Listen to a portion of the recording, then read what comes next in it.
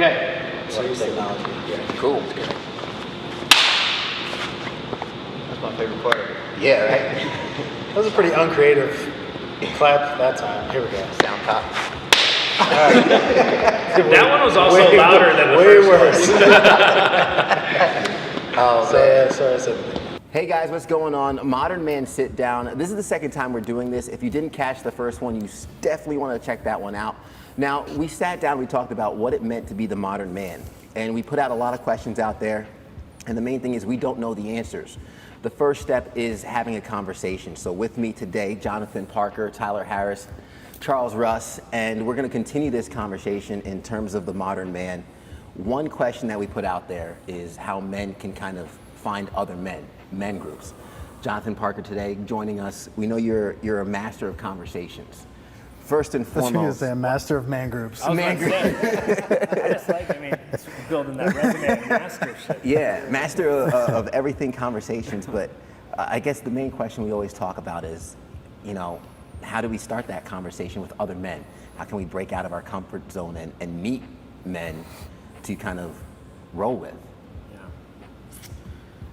So can I ask a question? Sure. Before I answer the question? So I want you to think about the best relationship you have with another guy. Mm-hmm. What drew you to that relationship? I'd say similarities. Similarities? Okay. Yeah. Like one specifically or broadly? Broadly. Okay. I think similarity is comfort, and at some point in time, it's almost like when you share what you're thinking and it's accepted, right. It's comfortable. So you kind of tend to do that more. Okay, good. All right, good. Similarities, broad. What else? I think people that you've gone through some stuff with. Okay, experience. Yeah. Okay, and does it have to be? Does it have to be negative, or can it be positive? Either. Yeah, okay. both. Good or bad? Yeah. Good. Yeah. Kind of hit it on the head. The similarities, the combination of the similarities, I think that leads to what Tyler said. You have similarities, you feel it out for a little while, and then you go through something, be it a positive, we created something, a business venture, something positive, or just something negative you were going through or they were going through, and they helped you through it, and you're just like, that's my guy. That's your guy. And I think all of you touched on something that I think matters when it comes to men connecting with other men, especially in a conversation.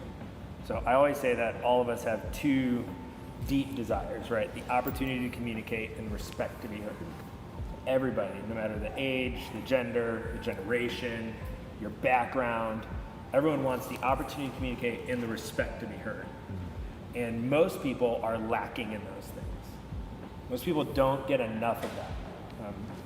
They're either hungry for it, they're famished, right? They're malnourished because they haven't had it for so long. But people are always looking for that. And those two things, and something I don't touch on a lot, but in this setting it's perfect for guys, because those two things are weaknesses as well as desires. Like when I don't have the opportunity to communicate, and when I don't have someone to give me the respect to be heard, it moves into a weakness. I feel less powerful, and then I overcompensate by doing something else. Saying things like, I don't need you. I don't need people in my life. I don't need to have a conversation. I can overcome this. And in a pretty dominated world of just get over it, pull yourself up, tough through it. Those also affect our weaknesses or our missing fulfilled desires. And what you all touched on was you had similarities. You had, you went through something, you built businesses, you had the opportunity to communicate respect, to be heard, and that's what drew you together. But what also drew you together was you found out that you could be real with that guy. That you could admit, I'm lacking something. I'm lacking something.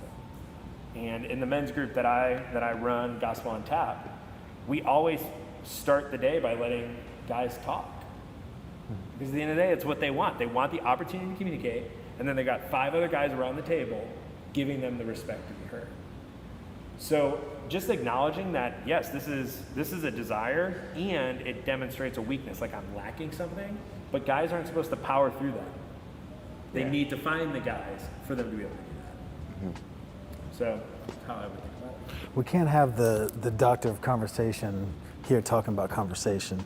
We're about to get outclassed. No. I'm here to guide and help. 100% correct. My first thing, though, that I would ask you, if you don't mind me asking him a question, Ted, explain for the people who are watching, man, like we've all been blessed to hear you a couple times.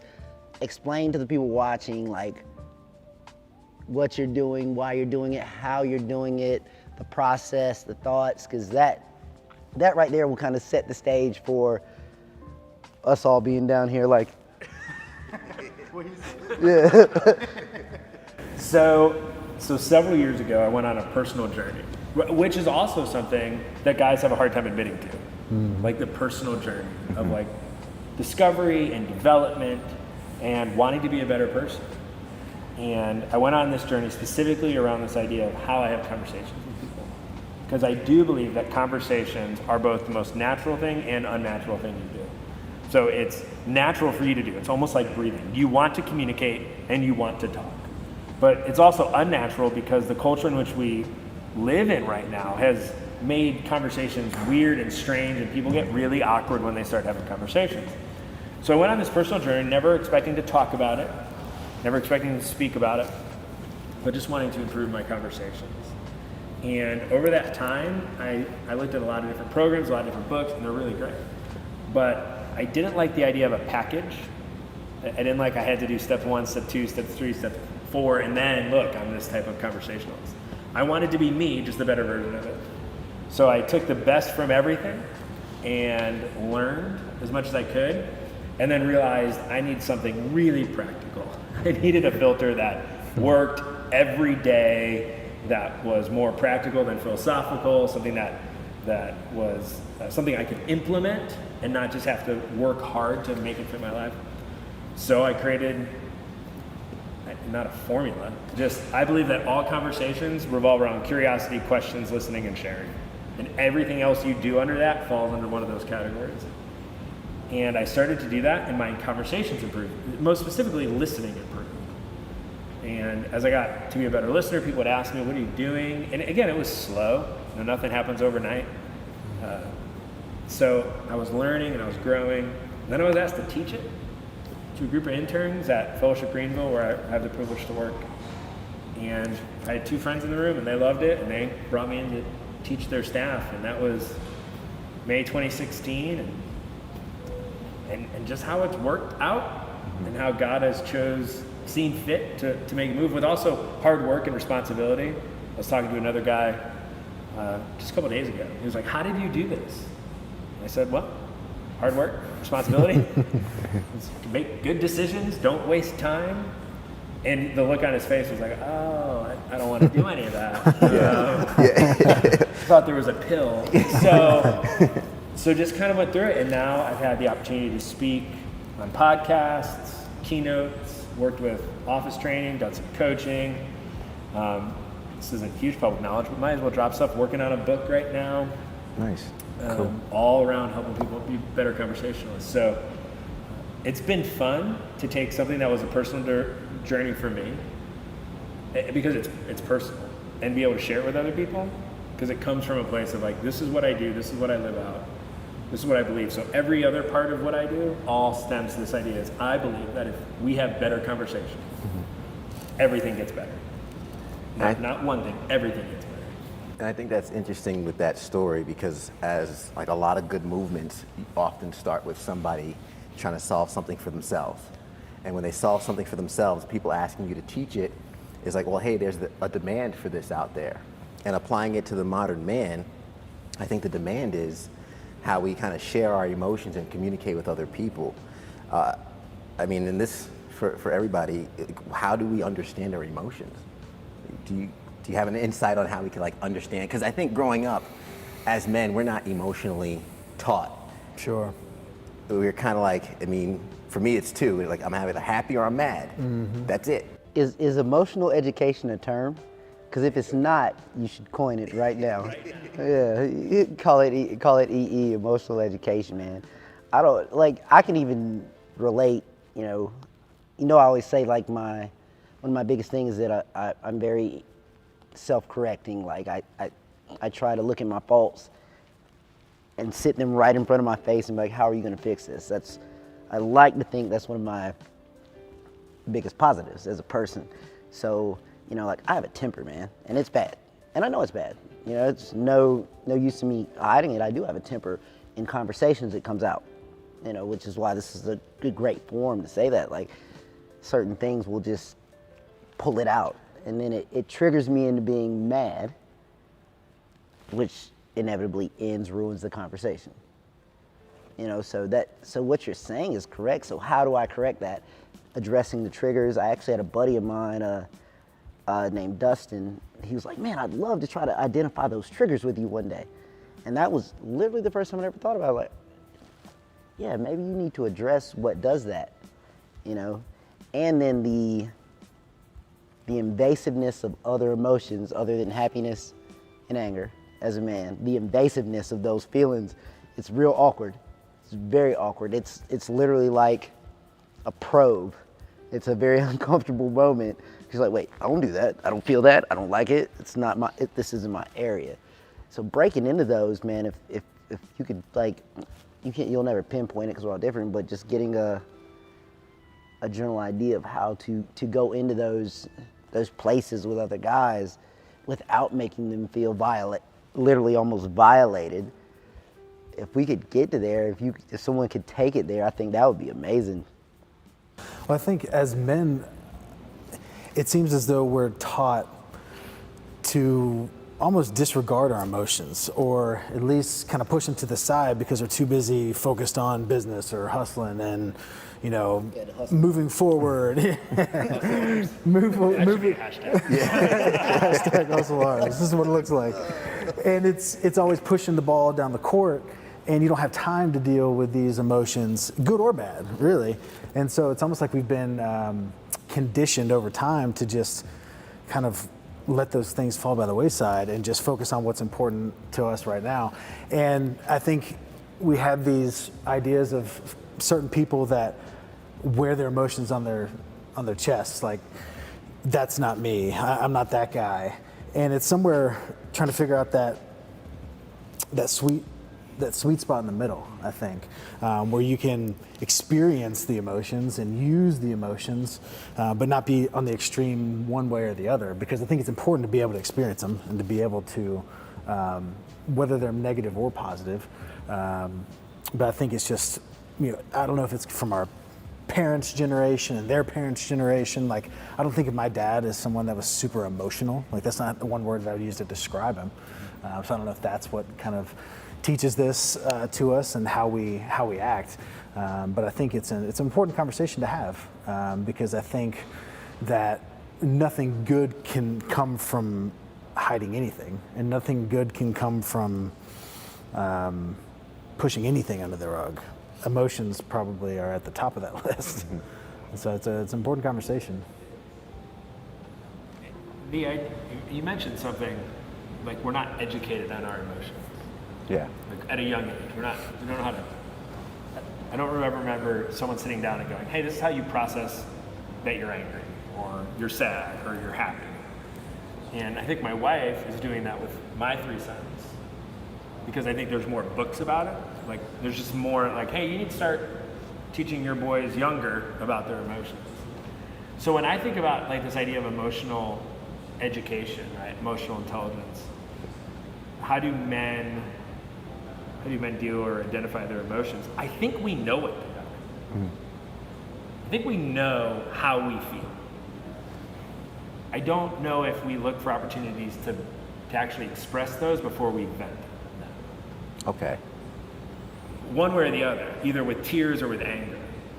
I mean, I think it was just a couple nights ago, I felt a sudden onset of loneliness, which is kind of strange, because I got a house full of people. We've got a beautiful wife. We've got friends. But it was just sudden onset of loneliness. And I thought, how do I deal with this emotion? Well, if I go tell another guy, "Hey, I'm feeling lonely right now," as a guy, my response would be, "You're with me."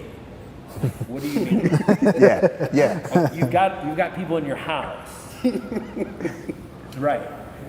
And it's that I dealt with it, you know.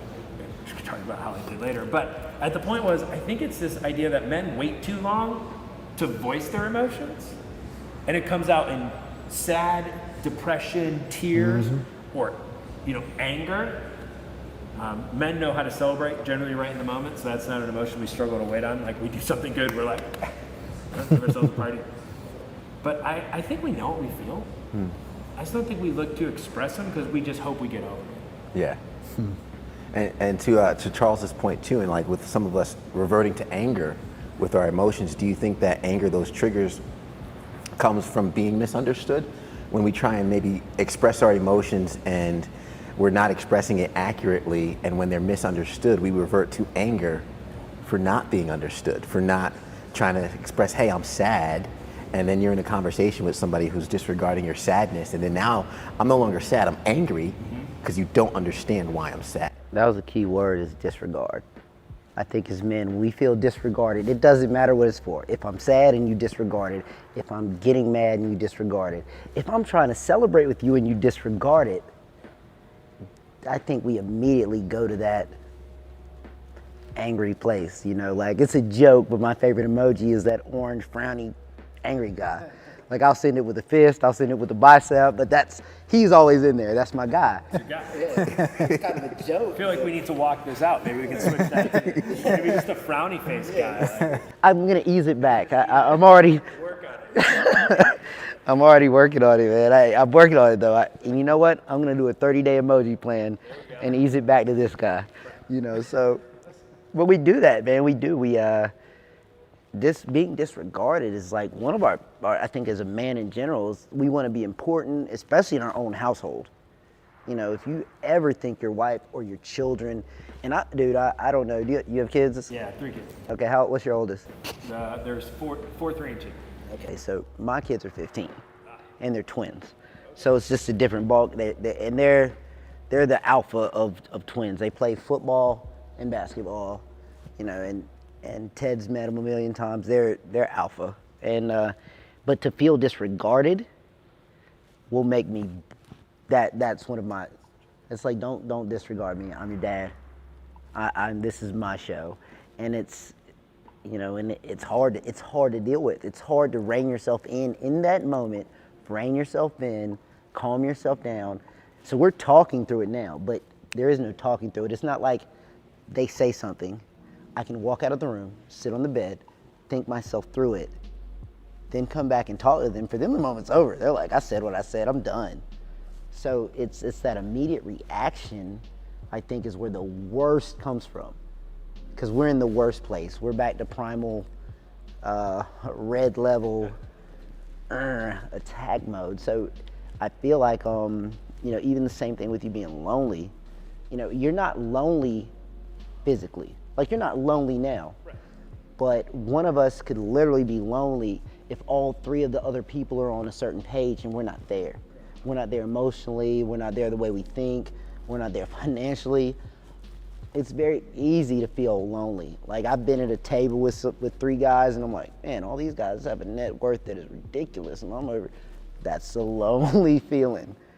The same way as, whatever reason you were feeling lonely, whatever you were feeling lonely, whatever was making you feel lonely, no one else in close proximity to you was in your area in that specific topic or whatever, and that's the loneliness. It's lonely. I've got a good buddy of mine who said that, who was glad when I moved back because he couldn't hang out with anybody they used to hang out with, because he did well, he worked hard, and he was making money, and all of his friends never wanted to do things with him because it was expensive. I don't want to do it. He became lonely, and he's married and has kids, but he was lonely in that aspect. He's like, nobody wants to hang out with me because they think I just want to hang out with my friends.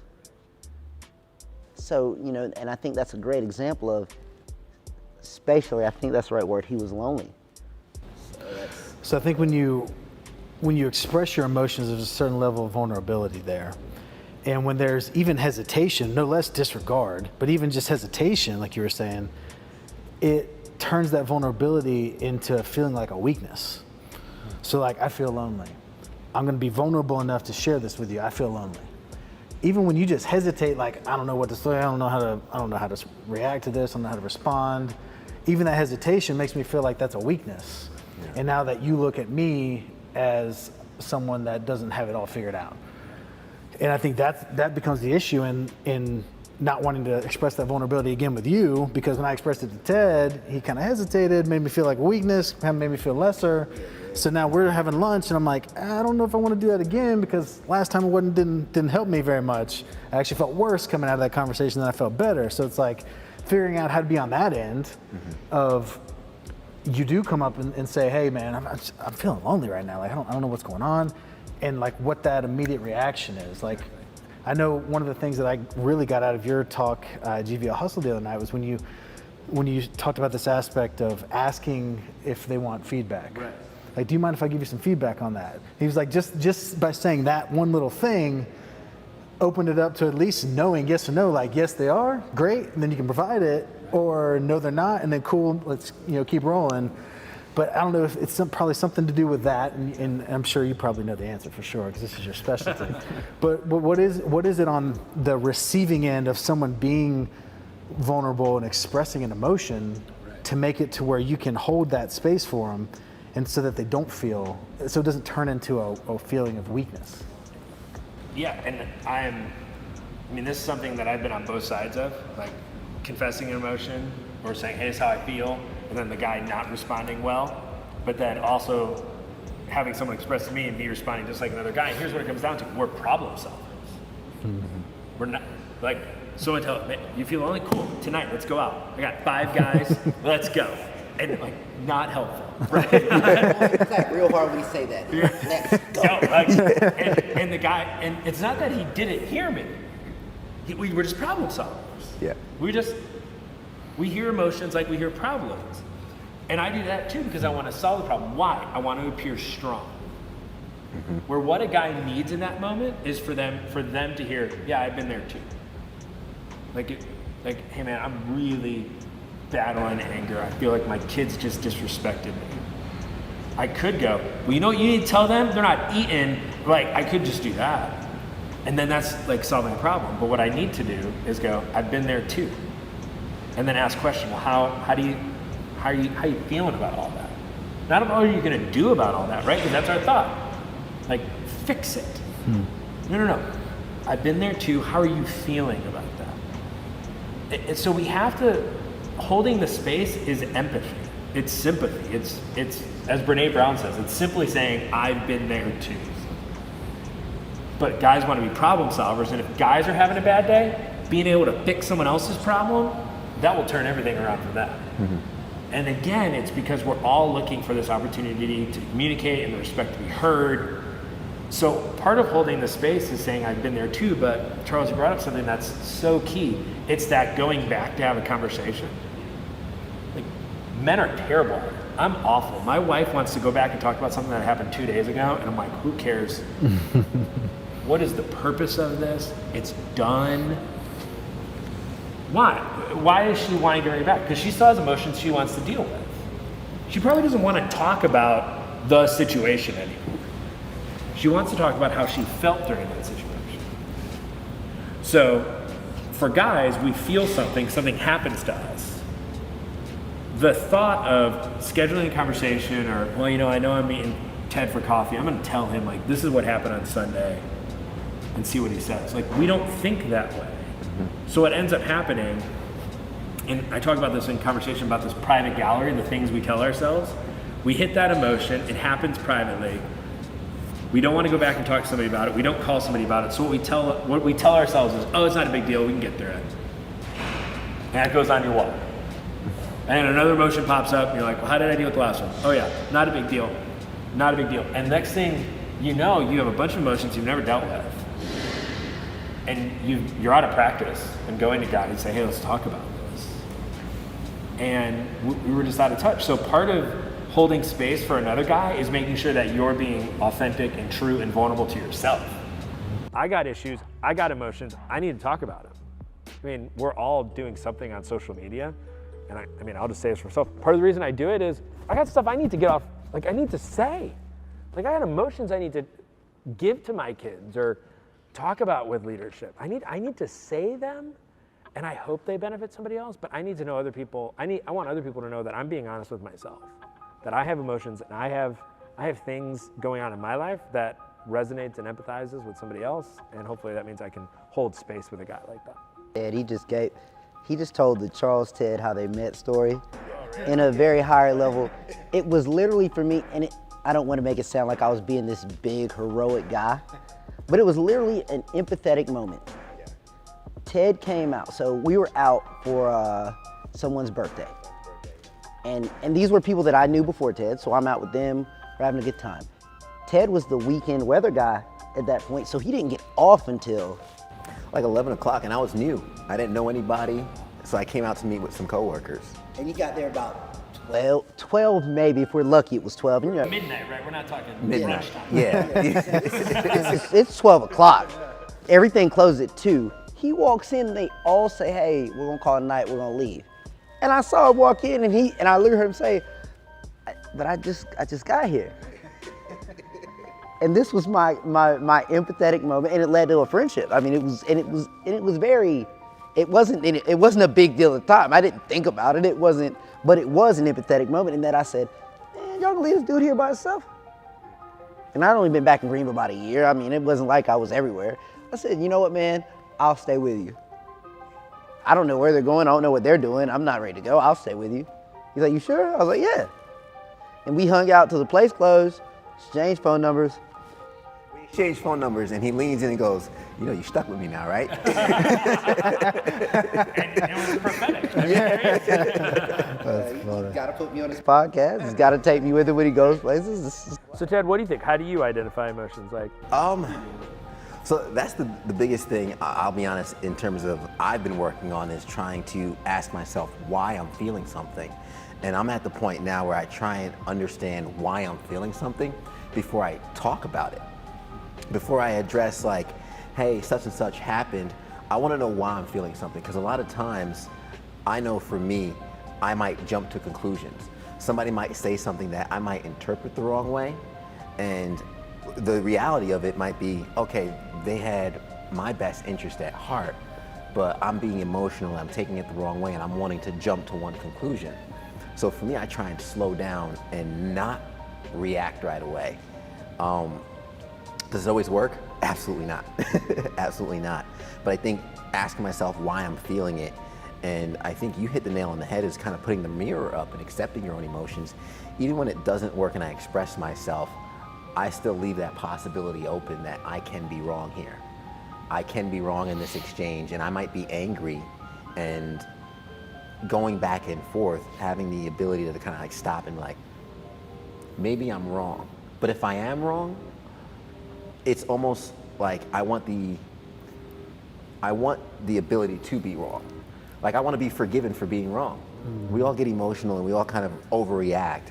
And I don't want that to be an issue, because now I'm no longer, and I'm a very stubborn guy, I'm no longer fighting for how I feel, I'm fighting for the right to feel how I felt. Mm-hmm. So I think when we talk about like that emotion and understanding it, I don't understand my emotions when we first start. I don't understand my emotions immediately, but when I like to think out loud.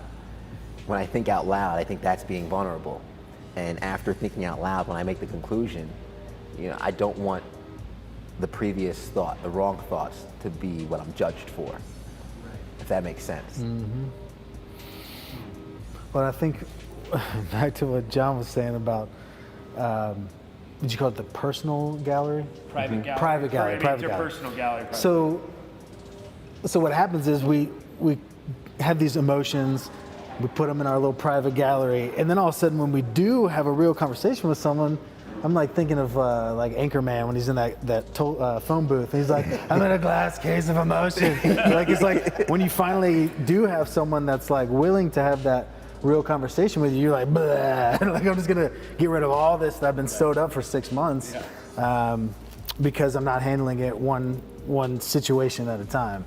And so I think that's got to be key, is to be able to handle those emotions when they come, so that when you do get all of a sudden the opportunity to really have a conversation about what's going on, that you don't all of a sudden just overwhelm somebody. And then there is going to be hesitation if you all of a sudden dump like, I'm lonely, I also think I'm depressed, also my wife and I'm just not sure, and my kids hate me, and all of a sudden you're like, oh God, like I need a second to process this, and then you get that hesitation, which feels like weakness, and then it's just like, it's a bad cycle.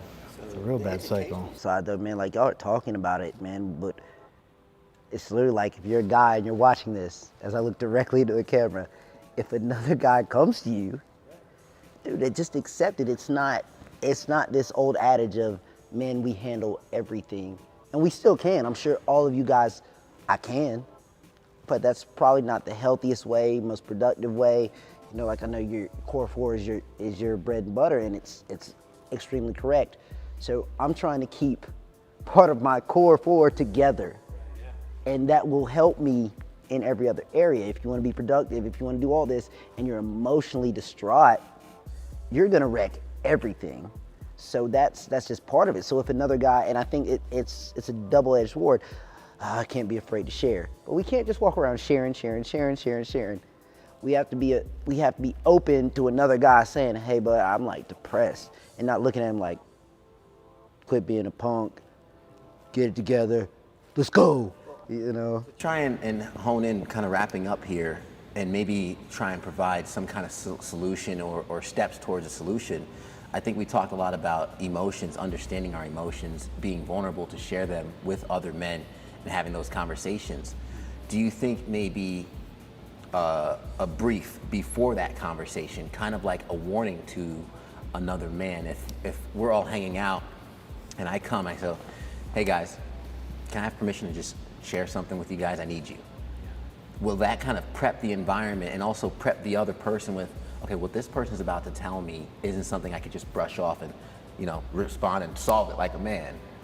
This is someone prepping me like, hey, I'm about to be vulnerable. Can we have permission to get into that space? So, yes. So let me say yes, hold it here for a minute, and then circle back to it. I think part of the reason we have to ask permission to share our emotions, even though I agree with the idea, is because it's not part of our normal routine, which is why people look at us funny when we do share them.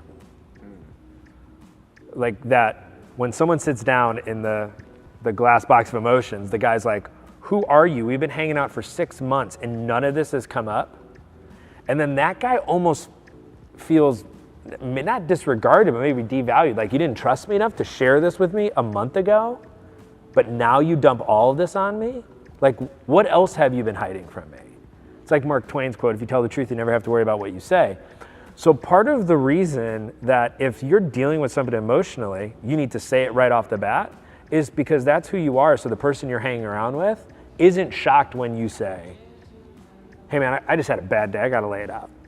Yeah. Like, the permission's okay, like setting the context, but generally you have to set the context for something like that when it's not normally part of your life.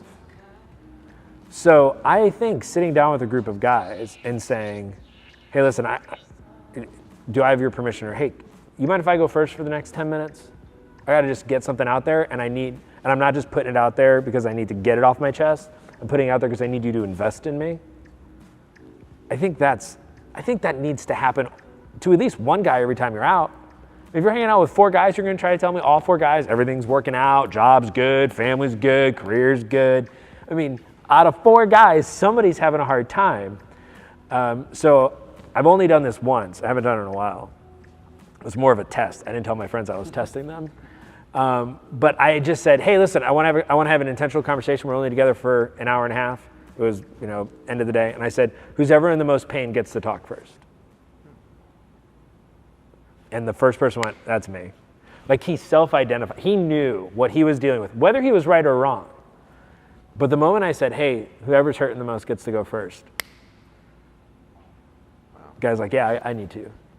And I think leaders, men and women, but men specifically, they need to lead in this conversation.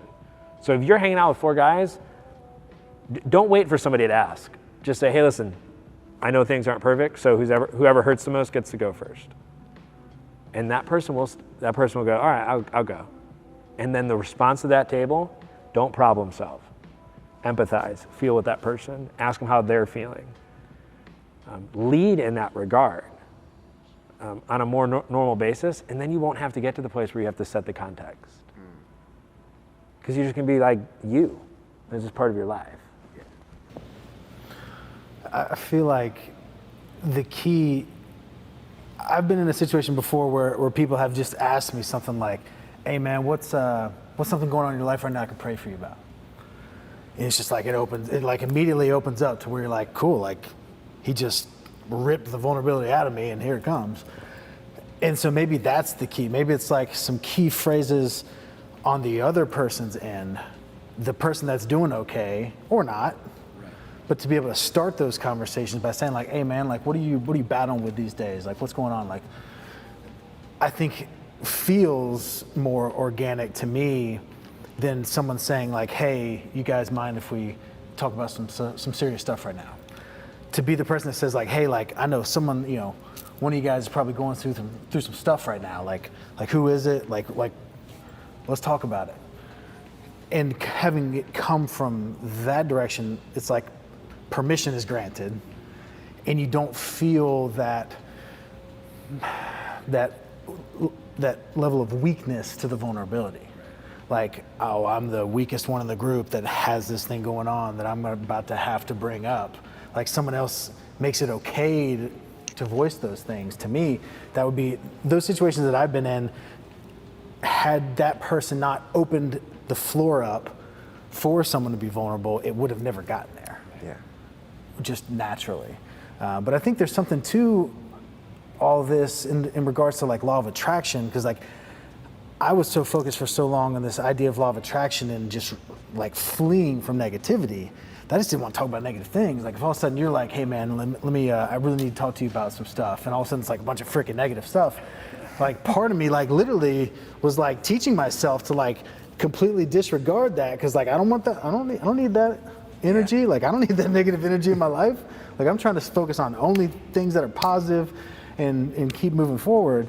And so I think a lot of it was like, it's like kind of destroying that idea of saying like there's certain areas where dealing with negative thoughts and dealing with the negative emotions, and obviously these conversations tend to lean towards talking about negative emotions, but they can be the other way as well.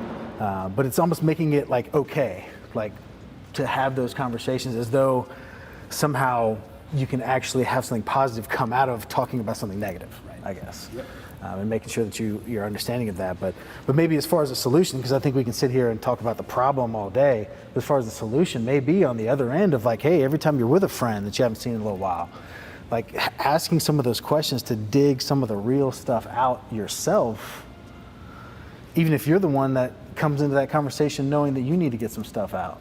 Because the reality is we've all got stuff. Like every single person that's watching this, every single person sitting here has all got something that if we said, okay, every single person open up right now, be vulnerable, what's pain, boom, go, boom, go, boom, go. We've all got it. And so if you understand that, just like starting to maybe open up in those conversations with other people, it's like almost the do unto others as you want done to yourself. That whole idea of like, I'm gonna give this person an opportunity to be vulnerable with me, and in turn, they probably are gonna allow me to open up. And can I share one of my favorite conversational tools? Please, yeah. So one of the things I think makes conversations like this work is when everybody knows they're going to answer the same questions. So I have 5 questions that I use at Gospel on Tap that I use in most conversations, that I think if guys were to say, hey, I want to do, they're watching Modern Man, they're like, I want to do that with my friends. We just don't know where to start. Or, hey, I want to do that next time I'm at coffee or next time I'm at happy hour or dinner, but I just don't know where to start. Everyone, if you just have everyone go around in the circle and answer these 5 questions, you'll be blown away with what's shared. And those questions are high, low, learn, felt, ask. What's the high of your week? What's the high since we last met? What's the lows? What has been the lowest points? What are you learning right now? It's the biggest thing you're learning. How are you feeling right now? And ask, what's the biggest question just looming over your head? I mean, and then every guy's like, so if we, in addition to say, hey everyone, let's just be open and vulnerable, guys are like, okay, where do you want me to start? But if guys know, everyone's answering these 5 questions, everyone's gonna be on the same page. then they're going to be able to explore the highs, the lows, what they're learning, how they're feeling, and ask like, man, what's the question over your head? I don't know if I'm going to have a job next week. What's the question over your head? I'm worried about my kid's college education. Okay, well, now you're with 4 guys. You just opened up about everything else. And then a guy can go, hey, are you open to some feedback, some help? I mean, we're here not just to talk. We want to go through life together. So those 5 questions, I use those all the time because it just lets everyone be on the same page. Y'all just spin cycle between the two of you. You just spin cycled my brain. I had this salient point I was gonna make, and you guys just listen. You guys created 10 more salient points, and I think I lost a few of them. Ted, next time I'm gonna have to keep a book and write notes as everybody's speaking. Before I forget, so Ted, I hope you invite him back for a part 2 and really dig into the conversation with your spouse or significant other, because it's not the same conversation. It's not. So I'll leave that there. That's awesome. Part of what everyone said though is men were fixers. Hold true to yourself as a man and be a fixer. So when you come to me with a problem, instead of trying to, I'm gonna dip out. No, I'm actually gonna fix it. I'm going to help you fix it. And if you take that mental strategy into that point, like when you're talking about it was negative, you sit there, instead of sitting there, it's negative, cross your arms and be like, you know what, buddy, I'm gonna help you get through this because I'm gonna help you fix it. It's literally it's just a mental switch, a different way of looking at the same problem. And this conversation has helped me immensely. Giving and receiving, it's a dual-edged sword. You need to be able to do both. I honestly think majority of the value from this conversation is going to be someone like I know when my buddies are hurting, but we avoid it. Is going to be the, hey man, I saw you out with your girl. I can tell. Are you okay? Or I kind of know what's going on where you work. Are you okay? I think that is going to be the big takeaway. It's don't just worry about your problems. If you can start helping others, and those avenues will open up. So when you have a problem, you've got a million places to take it. I think.